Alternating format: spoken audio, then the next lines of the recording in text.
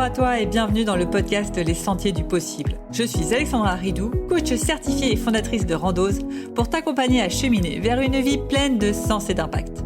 Chaque lundi, je te partage mes réflexions et outils pour t'aider à atteindre les sommets de ton épanouissement. Et les mercredis, je te laisse découvrir une interview inspirante d'invités qui vivent la vie qui leur correspond vraiment. Ah, et j'ai oublié, je t'invite à écouter chaque épisode en marchant. Les neurosciences l'ont démontré, marcher te permet de prendre plus de recul, de développer ta créativité et ainsi prendre les meilleures décisions pour vivre la vie qui te fait vibrer. Hello! Aujourd'hui, je souhaite te parler de cette notion d'échec. Et surtout, de quelque chose que tu m'entendras beaucoup dire, de perception. T'es-tu déjà demandé pourquoi au collège, pour certains un 13 était une excellente note et pour d'autres une mauvaise note ? Tout simplement parce que nous n'avons pas les mêmes perceptions. Cette notion de succès et d'échec dépend à 100% de tes attentes par rapport à tes croyances.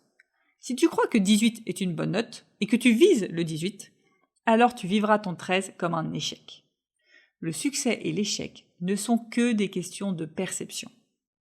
En fait, tes échecs sont simplement un décalage entre tes attentes et la réalité. Je te le répète, tes échecs sont simplement un décalage entre tes attentes et la réalité. Et tes attentes viennent dans 90% des cas des standards de ton environnement. Qu'est-ce que ça veut dire ? Dans un autre environnement, on te considérerait peut-être comme un succès. Mais dans ton environnement actuel, tu considères ça comme un échec. Je raconte souvent ma perception d'échec scolaire. À titre personnel, j'étais la personne qui avait 13 de moyenne. Je n'ai pas fait une grande prépa, encore moins une grande école d'ingénieur. J'ai, entre guillemets, fait une simple école d'ingénieur post-bac. Avec l'environnement que j'avais, j'ai vraiment vécu mon parcours scolaire comme un énorme échec. À tel point que j'étais persuadée que je n'allais jamais réussir à trouver un job. Aujourd'hui, je côtoie quotidiennement des personnes de tout environnement. Et 90% des gens me disent tous « Waouh, une école d'ingénieur et un bac plus 5, c'est une sacrée réussite scolaire !» Comme quoi, tout dépend de tes croyances, de tes perceptions et donc de ton environnement. Alors, je te vois venir, tu vas me dire « Ok, mais du coup, Alexandra, ta solution c'est quoi ? C'est de revoir ses objectifs à la baisse ?» Pas du tout. Le premier point que je veux te faire passer, c'est relativise tes échecs. Et pour modifier ta perception, il y a 2 choses que tu peux faire. La première chose, c'est prendre conscience des bénéfices que tu aies vécu cet échec. Qu'as-tu appris ? En quoi ça t'a permis de devenir la personne que tu es aujourd'hui ? Si par exemple, tu as la sensation d'avoir fait un mauvais choix, en quoi ce choix t'a apporté des bénéfices dans tous les domaines de ta vie ? Sur le plan perso, sur le plan pro, sur le plan financier, sur le plan des relations, etc. En quoi t'a-t-il fait devenir celui ou celle que tu es aujourd'hui ? Et comment cela t'aide aujourd'hui à avancer vers ce qui est important pour toi ? Deuxième chose que tu peux faire, remettre ton échec sur une échelle du temps. Si J.K. Rowling s'était arrêtée après 3 tentatives de maison d'édition, elle aurait dit que sa vie d'écrivaine était un échec. Mais si on prend du recul, ces refus se sont inscrits finalement dans une vraie réussite. C'est à toi de décider où tu veux arrêter l'histoire de J.K. Rowling. Est-ce que tu veux arrêter de la regarder au bout de la 3e tentative de maison d'édition ? Ou est-ce que tu veux regarder son histoire jusqu'au bout ? Et de la même manière, n'oublie pas de remettre ton échec en perspective par rapport à là d'où tu viens. Je vais te donner mon exemple. Récemment, j'ai fait mon bilan du mois de mai, qui pour moi a été un mauvais mois. J'ai fait seulement 5 000 € de chiffre d'affaires, qui, selon ma perception, est mauvais. Et puis, il se trouve que les choses sont bien faites. Quelques jours plus tard, j'ai retrouvé un vieux fichier Word que j'avais fait quand je me suis lancée en 2021 avec mes objectifs à 3 ans. Et donc, finalement, mes objectifs pour 2024. Et bah, devine quoi ? Mon objectif pour 2024 était de faire 5 000 € par mois. Ce qui me paraît aujourd'hui mauvais était un objectif ambitieux il y a seulement 3 années. On veut toujours plus et on oublie souvent le chemin parcouru. Alors même si tu as une sensation d'échec, prends du recul sur l'échelle du temps. Et est-ce qu'il y a 10 ans, tu pensais être là où tu es aujourd'hui ? Et ensuite, dernier point que je voudrais te partager aujourd'hui, chaque échec a un message à te faire passer. Et il y a globalement 2 types de messages possibles. Le premier message, c'est peut-être que tu cours après un objectif qui n'est pas le tien. Tu y vas parce que il faut que, mais dans les faits, ce n'est pas ce qui est le plus important pour toi. Si je reprends mon cas de l'échec scolaire, j'ai essayé de viser ce qu'on attendait de moi. Des bonnes notes, une grande école. Mais à chaque fois, les résultats n'étaient pas là. Pourquoi ? Parce que je me forçais dans un objectif où je n'y voyais pas de sens. Apprendre des choses par cœur, sans aucune vision de quoi en faire ensuite, ce n'était pas mon truc.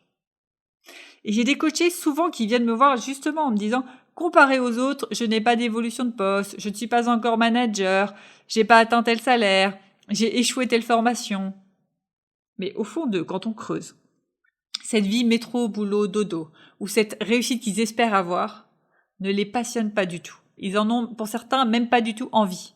C'est simplement leur ego qui a envie de se coller à une image de la réussite que leur environnement leur envoie. Tout est question de perception.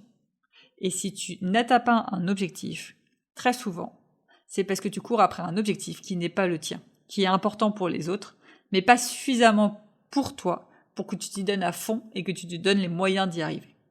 Mais après, il y a un deuxième message possible quand même de ces échecs. Cette fois-ci, c'est si tu sens vraiment qu'au plus profond de toi, réussir dans ce domaine est important, que ça fait réellement du sens. Alors, c'est tout simplement que ton objectif est peut-être trop ambitieux et que tu n'as pas encore trouvé le meilleur chemin pour l'atteindre. Je reprends l'exemple de J.K. Rowling, au 3e refus de maison d'édition. Ce n'est pas qu'elle n'était pas à sa place, qu'elle courait après un objectif qui ne lui correspond pas. C'est simplement qu'elle n'avait pas encore trouvé le meilleur chemin pour faire accepter son livre. Harry Potter. Donc fouille la leçon cachée derrière ton échec et trouve le bon chemin. Hier, j'accompagnais justement un coach qui n'avait pas atteint son objectif de 3 000 € de chiffre d'affaires par mois. On a creusé le point et elle vendait pour information des séances à 60 € l'heure. Cela voulait donc dire qu'il fallait qu'elle réussisse à vendre au moins 50 séances chaque mois pour obtenir 3 000 € de chiffre d'affaires. Et donc, fallait finalement que chaque mois, elle trouve une dizaine de nouveaux clients. Trouver 10 nouveaux clients chaque mois quand on débute et que personne ne connaît, c'est extrêmement challengeant. Donc soit son objectif est trop ambitieux par rapport au chemin qu'elle prend, soit c'est le chemin à revoir. Et là, c'est le chemin qu'on a revu en se disant qu'elle allait tout simplement trouver moins de clients, 3-4 clients, mais qu'elle allait payer un accompagnement personnalisé sur le long terme, sur 6 mois. Ainsi, au lieu d'avoir une dizaine de nouveaux clients à trouver chaque mois, elle avait seulement 3-4 clients à trouver tous les 1 ou 2 mois. Son objectif était alors réalisable, c'est le chemin qui n'était pas le meilleur. Donc si tu as l'impression vraiment que tu es à ta place et que tu cours après quelque chose qui t'anime vraiment, mais que tu n'y arrives pas à l'atteindre, c'est peut-être le chemin qui n'est pas le meilleur pour toi. Voilà, j'ai déjà beaucoup parlé, tu l'as compris. Aujourd'hui, je voulais te partager quelques pistes pour prendre du recul sur tes échecs et les utiliser comme une vraie force pour avancer vers une vie qui fait plus de sens. Et surtout, reste bien jusqu'au bout pour obtenir ta question de coaching à méditer en marchant. Et je te dis à très vite.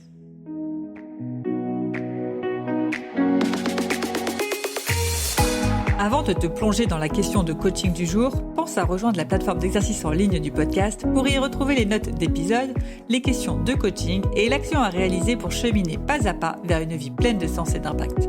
Le lien est en description de l'épisode. Et bien évidemment, si tu as aimé cet épisode et le concept du podcast, tu peux me le faire savoir en me laissant une belle note ou un joli commentaire sur la plateforme de ton choix. Tu peux aussi partager le podcast à une personne qui peut en avoir besoin. Et c'est parti pour tes 2 minutes de coaching et on se retrouve très vite dans le prochain épisode. Bye bye! Et c'est parti pour ta question de coaching du jour à méditer en marchant. Quel est ton plus gros échec et quels ont été tous les bénéfices de vivre cela? Je te le répète, quel est ton plus gros échec et quels ont été tous les bénéfices de vivre cela?